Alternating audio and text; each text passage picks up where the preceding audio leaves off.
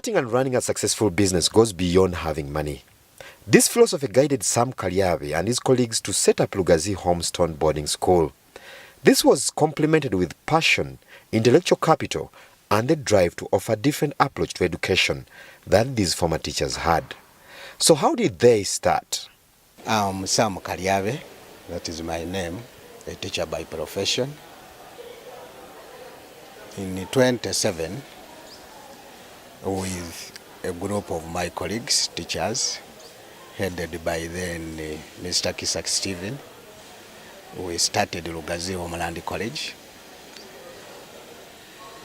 Being professional teachers, the major objectives of starting an institution, we wanted a school where they can act as a model to the rest of the schools.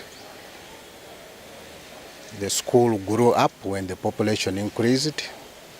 We were forced to acquire more land and establish Lugazi Homestone School, where I'm standing right now. It has been a long journey, but as professional teachers, I want to say we have achieved much. Right now, this school where I'm standing, Lugazi Homestone School, we started it in 2012. It has grown, and I'm proud to be among the people that are seeing this success story. We are doing well in both academics, and also we have moved a step further to ensure that we also help the parent to bring up a child wholesomely. That is why we look in most areas where children we have been lacking, especially on discipline, caring much about how they behave. By last year, it was among the top 30 schools in the country. In order to be different from the competition, the school anchored its services model on offering education that looks beyond the theoretical grades. When I qualified purposely, especially me, I felt the passion in me to go more and dig more in the profession that I had. With my colleague, I saw that it is possible to transform a society by a teacher coming up with a project.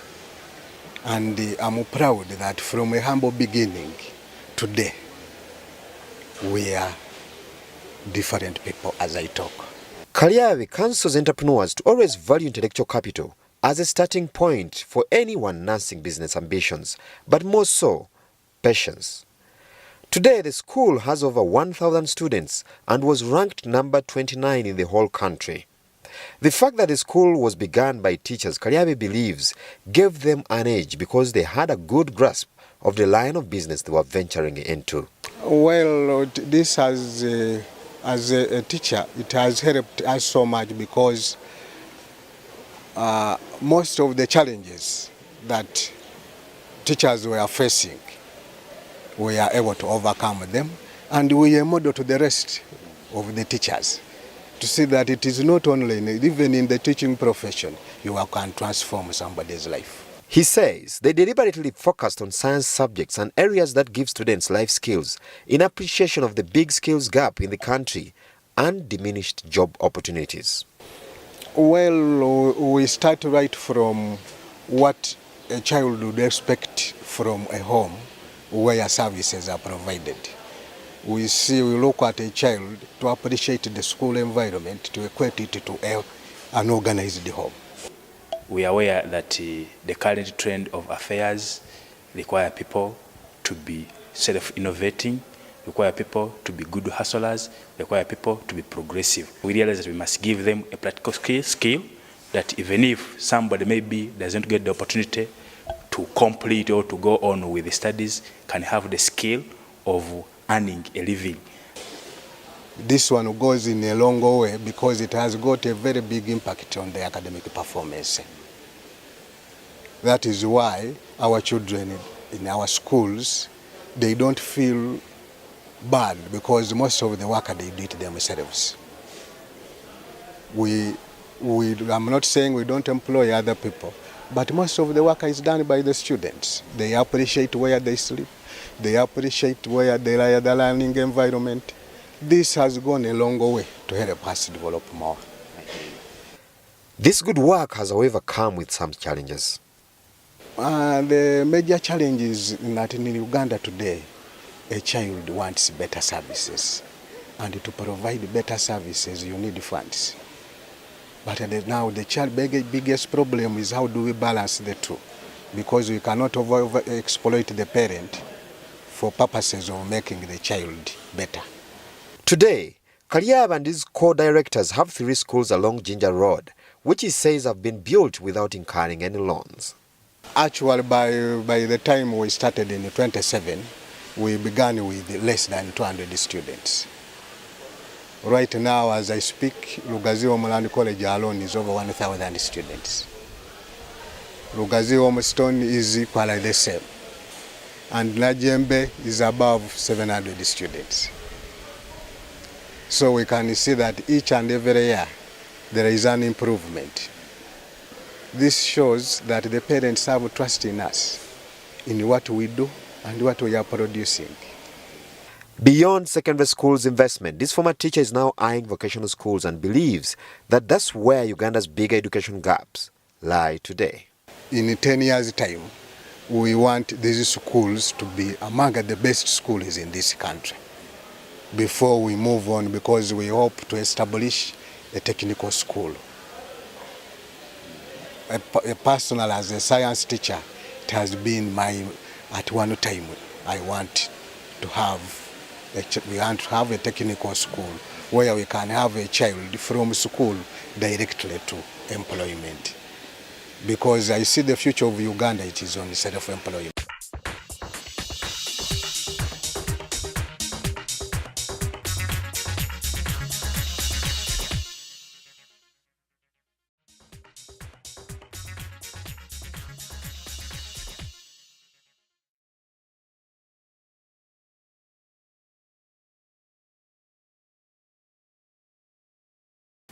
Well, when you talk of logistics, over the years things have evolved. There's room for everyone. There's new companies coming up every other day. And I would say that currently business is good because there's so much that is coming into our country.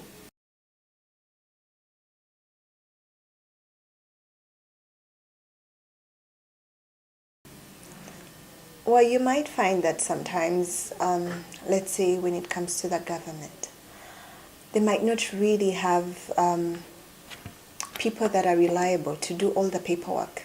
And there could be errors. A lot of things could actually come up. I would say it's a lot easier and a lot cheaper to actually outsource for people to do for you this work.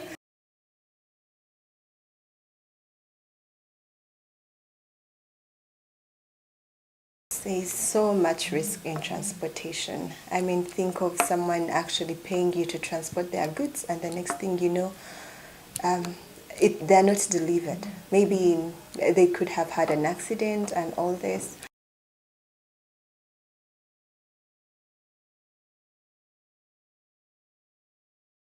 So you just have to make sure that you find people that are reliable to work with. You know someone is honest, and then again, we make sure that we are insured. So in case of anything, we know at least we can find a way of working things out with our clients. We've kept up with the trend. We have new ways, new technology on how we can be able to monitor these vehicles and have them deliver the goods on time.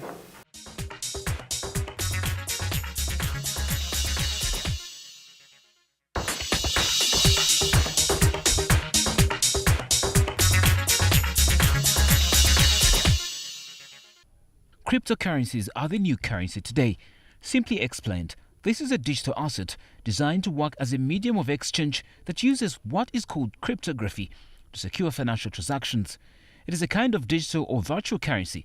As opposed to the centralized electronic money and central banking system, it relies on decentralized control.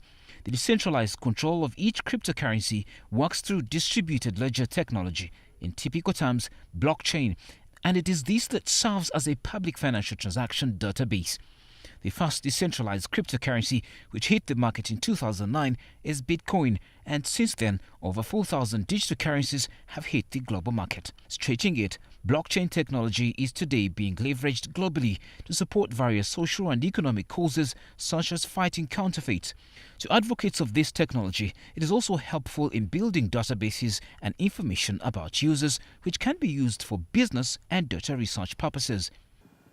I put some of the practical uses of blockchain and deliberately left out the financial services, which has a lot.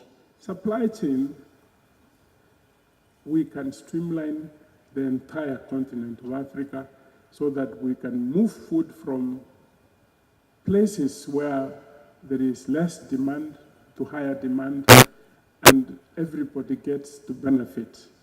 Healthcare, not most of you know that 100 million Africans die every year because of counterfeit medicine. But nobody gives this number so that people begin to understand. And here a technology has come which would help us. In Uganda, this global revolution was at first received with some reservations. But as it is today, through the endorsement by the chief executive, there is optimism that it is getting the right buy-in to get off the ground.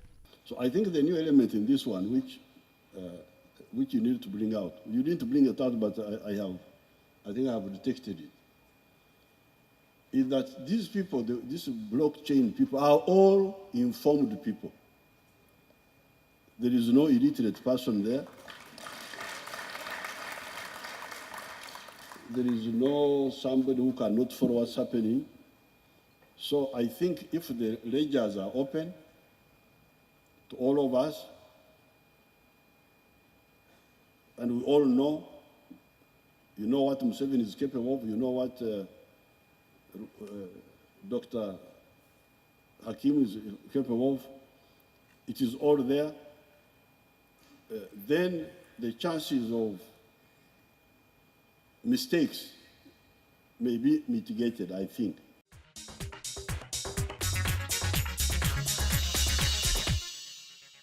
That story brings us to the end of this Swift show. In case you have any questions, comments, or suggestions, this conversation doesn't have to end here. We have our contact details displayed on your screen, and we'll be happy to have that engagement with you. My name is Malaki Bilodara. And I'm Charles Boje. Do have a good night.